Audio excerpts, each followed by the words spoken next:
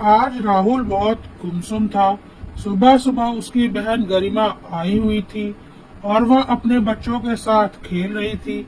उनकी प्यारी हरकतों के मजे ले रही थी, जिसे देखकर आज राहुल को भी अपने बच्चों की बहुत याद आ रही थी। अपनी बहन गरिमा और उसके पति को इस तरह से खुश देखकर आज उसे अपने बेबी बच्चों की बहुत याद आ रही थी, पर वह कर भी क्या सकता था। अपना मन बहलाने के लिए वह भी अपनी बहन के बच्चों के साथ खेलने लगा और खेल खेल में वह बहन के बच्चे को गोद में उठाकर उछालने लगा। उसे ऐसा करते देखकर उसकी बहन बहुत जोर से चिल्लाई और बोली, तुम्हें बिल्कुल अक्ल नहीं है क्या भाई? इस तरह से तो बच्चे को चोट लग सकती है या वो उल्टी भी कर सकता है। जरा ध्यान रखो, तुम्हारा अपना बच्चा होता तो क्या तुम उसके साथ ऐसे ही खेलते? राहुल चुपचाप वहां से चला गया। सच ही तो कहा था गरिमा ने।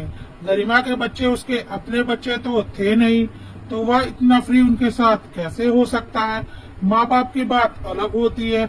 वह अपने बच्चों के बारे में अच्छे से जानते हैं और उसी हिसाब से उनका पालन पोषण करते हैं। थोड़ी देर बाद राहुल की नजर गरिमा और उसके पति पर गई। दोनों छत पर एक कोने में खड़े होकर प्यार भरी बातें कर रहे थे। यह देखकर आज राहुल को अपनी पत्नी की याद आ रही थी। थोड़ी देर बाद राहुल का छोटा भाई और उसकी बीवी भी घर आ चुके थे।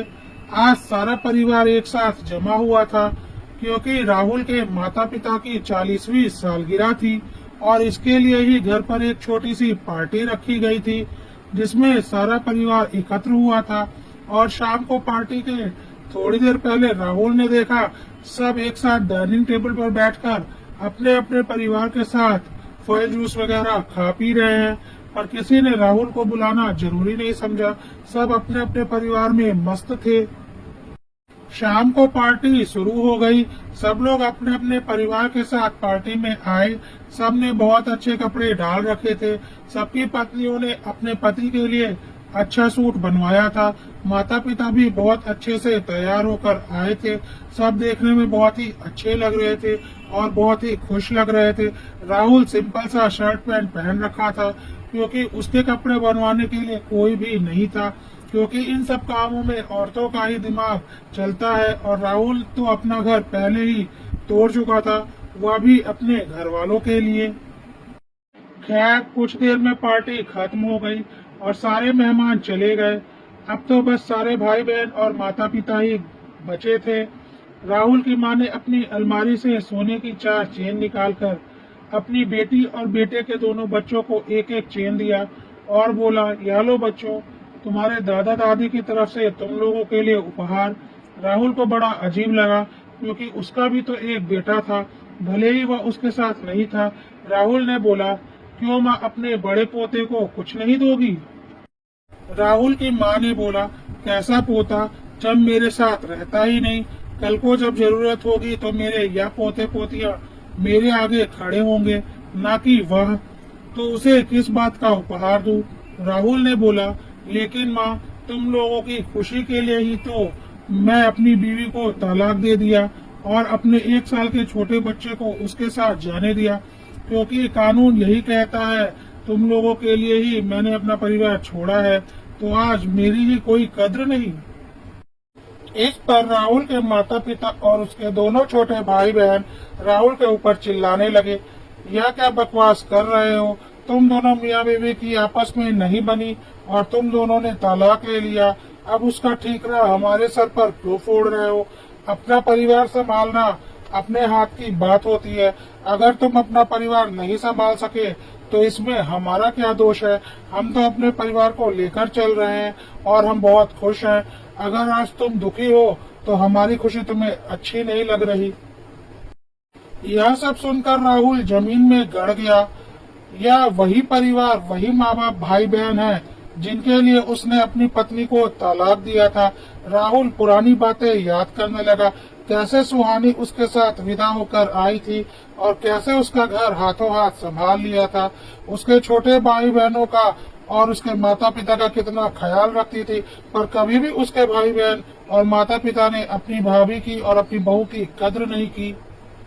हर छोटी छोटी बात पर राहुल के माता पिता और भाई बहन राहुल के पास सुहानी की शिकायत लेकर आ जाते थे और उसकी छोटी छोटी गलतियां गिनवाते थे। और इस बात को लेकर सुहानी और राहुल में बहुत झगड़ा होता था। लेकिन राहुल को अपने माता पिता और भाई बहन ही सही लगते थे।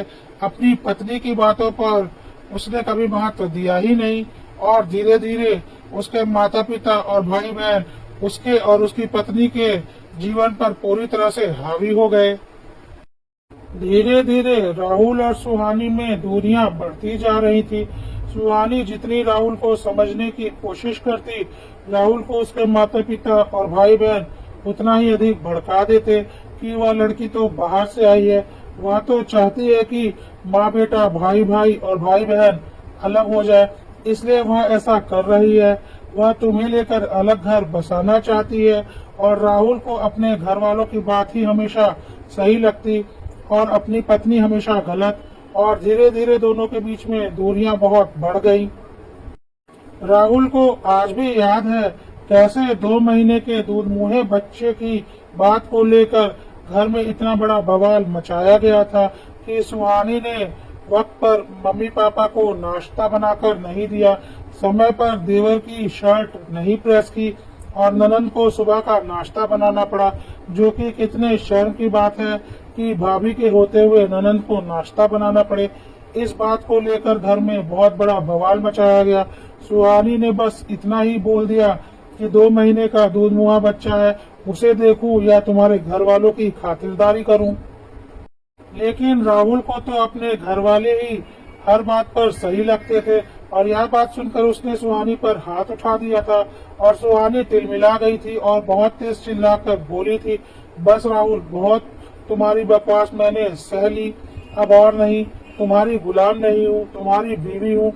यदि बीवी को बीवी का सम्मान नहीं दे सकते तो तलाक दे दो। मैं तुम्हारे साथ अभी इस घर में नहीं रह सकती, क्योंकि ना तुम्हारे पास आंखें हैं, ना तुम्हारे पास कान है और ना ही तुम्हारे पास अक्ल है। याद रखना, एक दिन दुनिया में तुम अकेले रह जाओगे। मैं इस रिश्ते को संभालने की बहुत कोशिश की, लेकिन अब मैं और नहीं कर सकती। तुम अपने घर वालों के हिसाब से चलो, मैं तुम्हारे साथ अब इस घर में नहीं रह सकती। मैं अपने बेटे को लेकर जा रही हूँ, तलाक के कागज मिल जाएंगे।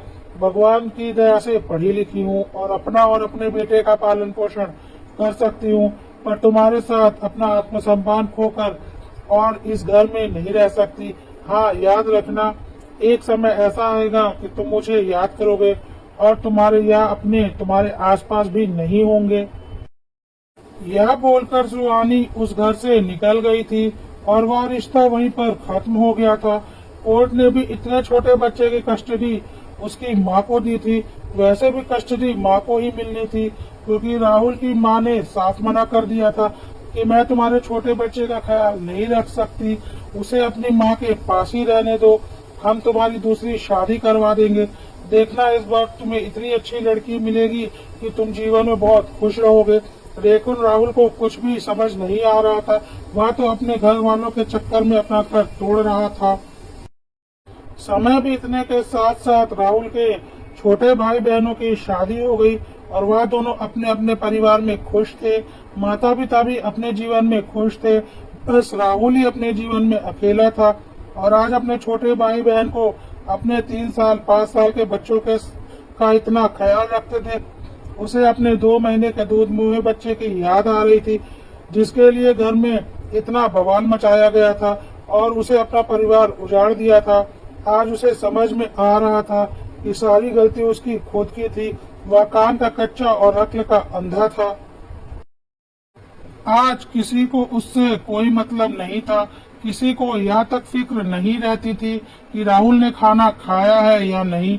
बस महीने की पहली तारीख को सब अपनी अपनी जरूरतें राहुल को बता देते थे और उसे पूरी करवा लेते थे, क्योंकि उनके हिसाब से राहुल का खर्चा ही किया था और उसके पैसों को वह अपने उपयोग में ले रहे थे, जो कि उसके बीवी और बच्चों के हक के थे, पर वह उन्हें नहीं दे पा रहा था, बल्कि उन पैसों से दूसरों के बीवी बच्चों की ख्वाहिशें पूरी हो रही थी। अपने बेटे से कभी कभार मिलना होता था और उसका छोटा दुधमुहा बच्चा अब 10 साल का हो चुका था। वह आज तक ढंग से अपने बेटे के साथ खेल भी नहीं पाया था और उसका बच्चा भी उससे थोड़ा झिझकता था, क्योंकि वह पिता के साथ कभी रहा ही नहीं था। राहुल चाहता था कि जैसे उसके भाई और बहन के बच्चे अपने पिता के साथ खेलते और रहते हैं, उसका बेटा भी उसके साथ वैसे ही रहे, पर वह संभव नहीं था, क्योंकि उसके लिए पति पत्नी को साथ में रहना होता है।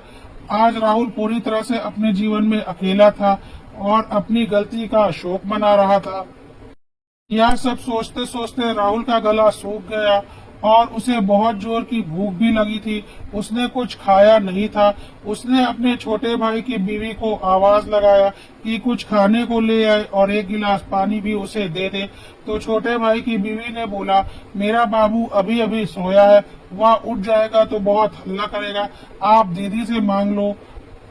आज राहुल को याद आ रही थी कि उसका 2 महीने का बच्चा उनकी नजरों में बहुत बड़ा था और आज 5 साल के बच्चे के लिए उसकी माँ वहाँ से उठने को तैयार नहीं।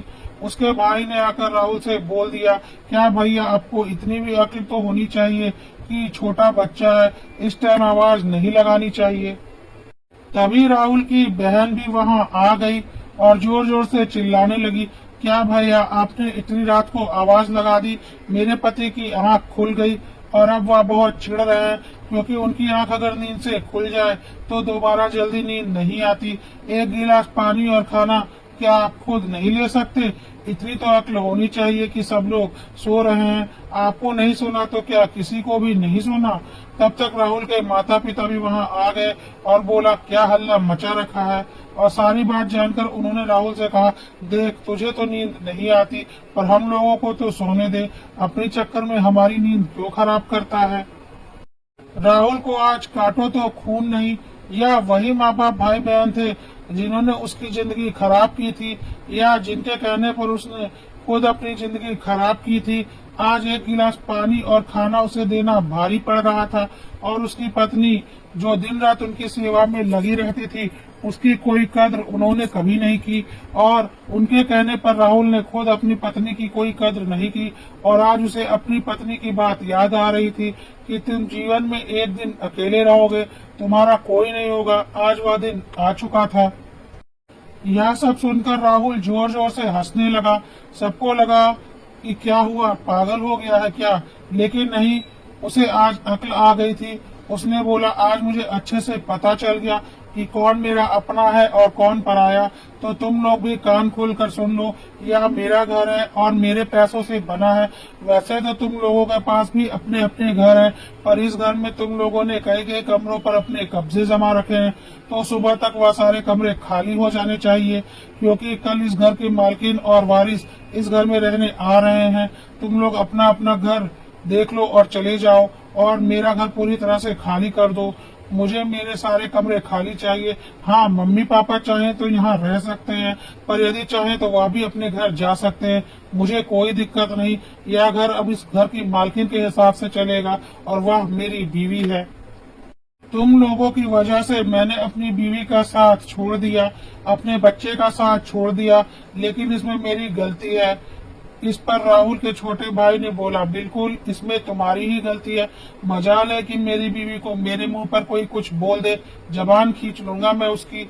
लेकिन तुमने कभी अपनी बीवी का साथ नहीं दिया, तो दुनिया तो उसका फायदा उठाएगी ना। अपनी गलती का ठीकरा हमारे सर पर मत फोड़ो। राहुल की बहन ने बोला, हाँ, हम खाली कर देंगे, तुम्हें क्या लगता है हमारे पास अपना घर नहीं है?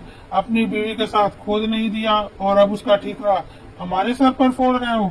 मजाल है कि मेरी ननद मुझे कुछ कहकर निकल जाए, मैं तो उसका अपने घर में घुसना बंद करवा दूं। राहुल ने बोला, हाँ, मैं अपनी गलती मान रहा हूँ और अब मैं उसे सुधारना चाहता हूँ और अब मेरे और मेरे परिवार के बीच में कोई तीसरा कभी नहीं आ सकता, चाहे जमीन आसमान एक हो जाए। इतना कहकर राहुल अपने कमरे में चला गया और अपनी पत्नी से किस तरह माफी मांगेगा इस बात को सोचने लगा। उसे पता था कि उसने तो गलती की है, पर जब वह अपनी गलती अपनी पत्नी के आगे मान लेगा तो वह उसे जरूर माफ कर देगी, क्योंकि उसकी पत्नी ने तो उसे सच्चे दिल से प्यार किया था और उस प्यार को राहुल कभी निभा नहीं पाया और अब वह ऐसी गलती जिंदगी में कभी होने नहीं देगा। और अपनी पत्नी और उसके बेटे को उनका सारा हक देगा और कभी कोई तीसरा उनके बीच में नहीं आ सकेगा। राहुल आज बहुत ही खुश था और बहुत ही हल्का महसूस कर रहा था, पर हाँ, उसके भाई बहन काफी उदास थे क्योंकि उनके हाथ से एक 24/7 एटीएम निकल चुका था। यह एक काल्पनिक कथा है, पर कई घरों की सच्चाई है। हमें खुद फैसला करना होता है कि जीवन भर कौन हमारा साथ देगा और कौन नहीं, और जो यह फैसला नहीं कर पाते उनका परिवार इसी तरह बिखर जाता है।